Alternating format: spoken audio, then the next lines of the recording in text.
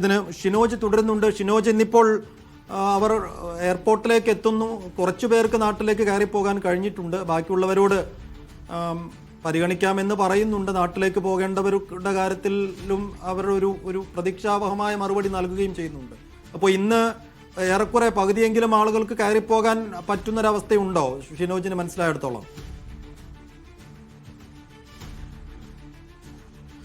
വിമാന സർവീസ് മുടക്കമില്ലാതെ നടത്താൻ കഴിയുകയാണെങ്കിൽ മാത്രമേ ഇവർക്ക് ഈ പറയുന്ന ലക്ഷ്യസ്ഥാനങ്ങളിലേക്കോ അല്ലെങ്കിൽ നാട്ടിലേക്കോ പോകാൻ കഴിയുകയുള്ളൂ. പക്ഷേ ഇവിടെ നേരിടുന്ന ഒരു പ്രതിസന്ധി എന്നുള്ളത് ഈ താൽക്കാലിക അടിസ്ഥാനത്തിൽ ഈ കുടുങ്ങിക്കിടക്കുന്നവരെ കൊണ്ടുപോകാനായിട്ട് വിമാനം ചിലപ്പോൾ പുറപ്പെട്ടാലും ആ വിമാനത്തിന് അത് വിചാരിക്കുന്ന സമയത്ത് തിരിച്ച് UAE എത്താൻ കഴിയാത്ത ഒരു പ്രശ്നമുണ്ട്.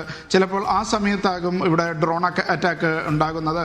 അപ്പോൾ സുരക്ഷ കണക്കിലെടുത്ത് പല വിമാനങ്ങളും ഒന്നുകിൽ പുറപ്പെട്ട സ്ഥലത്തേക്ക് തന്നെ തിരിച്ചു പോവുകയോ അല്ലെങ്കിൽ സമീപത്തെ ഏതെങ്കിലും എയർപോർട്ടിലേക്ക് പോവുകയോ ചെയ്യുകയാണ്. ഇതുകൊണ്ട് ഒരു കൃത്യമായ ഇടവേളകളിൽ വിമാനം ഉണ്ടാകുമെന്ന് ഉറപ്പ് നൽകാൻ വിമാന കമ്പനികൾക്ക് തന്നെ കഴിയുന്നില്ല.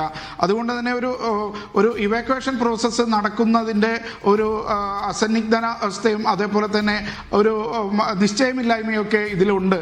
അതിൻ്റെ ഭാഗം കൂടിയായിട്ടാണ് ഇപ്പോൾ ഇത്രയും പേർ വിമാനത്താവളത്തിൽ വന്ന് കിടക്കുന്നത്. ഇവരെ ഹോട്ടലിൽ നിന്ന് വിളിക്കുമ്പോൾ വിമാനം ഉണ്ടാകും എന്നുള്ള പ്രതീക്ഷയിലായിരിക്കും. പിന്നെ അതിനുശേഷമായിരിക്കും ഡ്രോൺ അറ്റാക്കൊക്കെ ഉണ്ടായിട്ടുണ്ടാവുക.